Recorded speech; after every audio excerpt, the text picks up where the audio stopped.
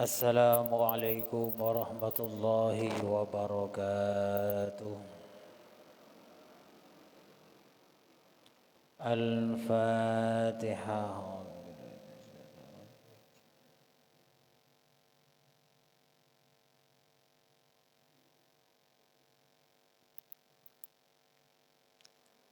Bismillahirrahmanirrahim. Qala al-muallif rahimahullahu ta'ala wa nafa'ana bi'ulumihi fid dharain amin. Masih di bab ingat mati dan tidak banyak angan-angan bagian ketujuh. Kemarin sudah dijelaskan menurut hadis riwayat Muslim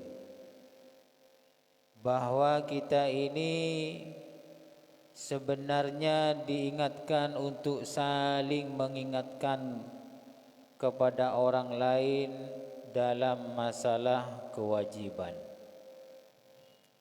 Ini diperintahkan agar supaya sama-sama selamat nanti di akhirat. Kalau tidak saling mengingatkan biasanya lupa atau malas atau masalah yang lain. Tapi kadang resikonya kalau mengingatkan kepada orang yang agak rewel, ya biasanya balik nyerang. Ini masalahnya. Cuman kita tetap saling mengingatkan. Hadis yang ketiga, wa an Anas radhiyallahu anhu. Qala khattan Nabi sallallahu alaihi wasallam khututan faqala hadhihi al-amal wa hadha ajaluh. Fabainama huwa kadzalika idh jaa al-khattul aqrab rawahu al-Bukhari. Dari sahabat Anas. Ini sahabat Anas berkata bahwa Nabi ini pernah membuat garis. Jadi dalam hidup itu ada garis. Nabi membuat garis straight begitu. Al-amal, amal bil hamzah ya, bukan amal. Kalau al-amal bil hamzah ini artinya angan-angan. Kalau amal pakai ain berarti ya amal perbuatan. Jadi Rasulullah menggaris hadhil amal, ini adalah garis angan-angan manusia. Wa hadza ajaluh, dan ini garis ajalnya. Maka fa bainahuma wa kadzalika idza al-khattul aqrab. Di antara dua garis ini, mana di antara garis yang paling terdekat itulah yang terjadi. Ini kayak garisnya masjid ini, garis. Nah, ini loh garisnya manusia bagian angan-angannya. Kemudian ini bagian ajalnya. Mana yang terdekat itulah yang tercapai. Artinya dalam hidup itu kita akan bergerak maju ya. Sampai di mana gerakan maju itu yang terdekat, itulah yang terjadi. Kalau ke garis angan-angan berarti angan-angannya tercapai. Tapi kalau sudah sampai kepada garis ajal, maka ajalnya yang terjadi. Artinya apa? Kita ini berlomba-lomba di dalam hidup di dunia ini antara tercapainya angan-angan dengan hidup usia sudah berakhir. Nah, karena itu berlomba-lomba, maka jangan banyak angan-angan. Kalau ingin mempunyai rencana, rencanalah yang baik agar supaya umpama rencana itu tak tercapai, ajal kita yang lebih dahulu datang, maka pahalanya ada. Tapi kalau rencananya tidak baik, urusan dunia, maka tidak akan dapat apa-apa. Rencananya gak dapat, pahalanya juga tidak dapat. Ini yang rugi menurut agama. Menurut nafsu ya ndak enakan angan-angan yang tercapai. Nah ini.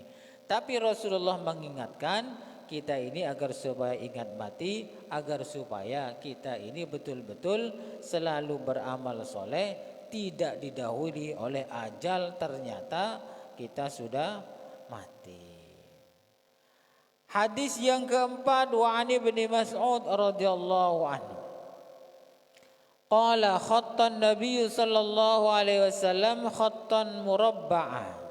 Kalau ini lebih terperinci lagi, lebih jelas lagi. Nabi Muhammad ini membuat garis kotak ya. Kotak kayak begini ini. Kayak meja ini. Wa khatta khattan fil wasti. Nabi Muhammad juga membuat garis di tengah. Nah, di tengah kharijan minhu. Jadi di garis tengahnya. Wa khatta khutatan sigharan ila hadhihi alladhi fil wasti. Kemudian Nabi Muhammad ini menggaris kecil-kecil di sebelah sini, seret begini. Min janibihi alladhi fil wasti, ya, seperti tadi. Faqala, kemudian Nabi berkata, hadzal insan wa hadza ajaluh. Ini semua contohnya manusia hidup dan ini adalah ajalnya. Yuhitu bihi aw qad ahata bihi. Wa hadzal ladzi huwa kharijun amaluhu. Jadi intinya dari hadis ini, wa hadzal khutatus sighar al-aghrad. Jadi yang garis kecil-kecil ini adalah rencananya manusia banyak. Teron dia motor, teron dia sabo lebar ya, teron dia amung kumapan, teron dia manto gedeng, teron dia sebarang di sini banyak. Teron dia lake soki, bineratin, tak cerewet, macam itu banyak garisnya. Kemudian di sini Rasulullah memberi garis tengah. Nah, yang sampai nanti ini yang mana? Kalau sampai ke sini berarti tercapai. Tapi kalau tidak sampai ternyata ada garis ajal, ya berarti sebelum punya mobil atau sepeda motor sudah meninggal dunia.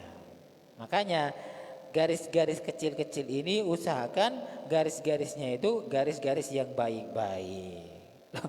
Tidak boleh ingin punya mobil, boleh silakan, tidak apa-apa. Cuman niatnya yang benar ya.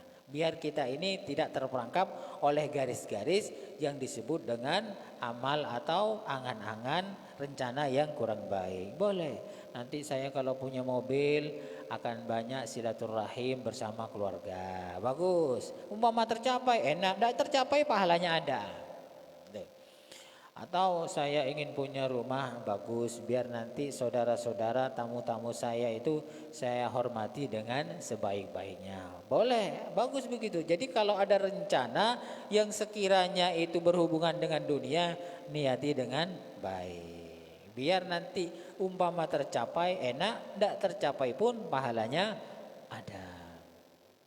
Nah, ada rencana bagus, seret-seret mau umroh, mau haji, mau sedekah. Tapi niatnya salah semua, maka habis ya, selesai, tidak ada pahalanya. Saya niat umroh biar nanti disegani orang, saya haji biar nanti dipanggil abah. Ini namanya garis-garis rencana-rencana yang menurut pandangan itu akhirat, tapi kenyataannya adalah urusan dunia. Sama saja ya, buat masjid, buat pondok, ceramah, itu kan rencana-rencana semua itu kan. Kalau rencana-rencana itu baik niatnya, maka baik nanti di akhirat. Kemudian bagaimana kita umpamanya ini campur ya, campur-campur ada rencana dunia, ada rencana akhirat, dunia akhirat. Nah, ini kita harus pandai-pandai ya. Menurut di sini harus pandai-pandai mana rencana yang kita ini sepertinya mengarah ke akhirat, mana rencana yang mengarah kepada dunia. Biasanya kalau sudah rencananya itu ingin menikmati dunia kemudian tercapai, maka dia akan merencanakan yang lain. Ketika merencanakan yang lain tercapai lagi, maka disinilah kita senang akhirnya kepada dunia. Akhirnya aromasa eman kalau tidak dikejar, eman kalau tidak dilakukan. Akhiratnya kalah. Jadi tabrakan, akhiratnya kalah. Hidup ini memang sering tabrakan ya. antara kepentingan dunia dan kepentingan akhirat. Nah, di sini oleh Rasulullah diberi gambaran garis-garis itu. Nah, kita ini disuruh waspada bahwa semua itu ada batasnya. Kaya ada batasnya, miskin ya juga ada batasnya. Dunda saya miskin kok tidak ada batasnya. Miskin terus sampai akhir. Nah, berarti batasnya itu nanti di dunia ini, mungkin nanti di akhirat akan dijadikan orang kaya. Yang jelas ada batasnya semua. Yang punya jabatan ada batasnya, yang punya kekayaan ada batasnya semua. Jangan dikira orang itu kaya terus, tidak mungkin. Tidak ada orang kaya terus, tidak ada. Jadi ada batasnya. Cuman kadang ketika orang itu sudah dilihat oleh orang lain itu kaya, kadang di posisi itu ada yang pernah tidak kaya, melarat ya. Cuman orang masih memandangnya kaya. Ya banyak hutang, banyak tanggung sembarang guys. Cuman Allah manusia masih menilai menjadi orang kaya, padahal tidak itu. Lagi apa ya? Lagi ruwetnya. Mobil masih mewah, ya ada begitu. Mobilnya masih mewah, rumahnya masih mewah, penampilan masih mewah. Ternyata di situ dia posisinya lagi miskin-miskinnya. Seumpama semua harta yang dijual itu tetap tidak bisa menutupi hutangnya. Ya, di sini hidup. Nah, di sini bahayanya. Makanya oleh Rasulullah dikasih peringatan garis-garis itu agar supaya ingat. Ingat loh ya, ingat ini batasnya ajalnya, ini batas angan-angan. Mana yang lebih dekat itulah yang terjadi. Apakah usianya yang lebih dekat selesai atau angan-angannya yang lebih dekat, itulah yang terjadi. Hadis riwayat Bukhari. Cukup sekian dulu, kurang lebihnya saya mohon maaf. Mudah-mudahan bermanfaat. Wallahu a'lam bishawab. Al-Fatihah.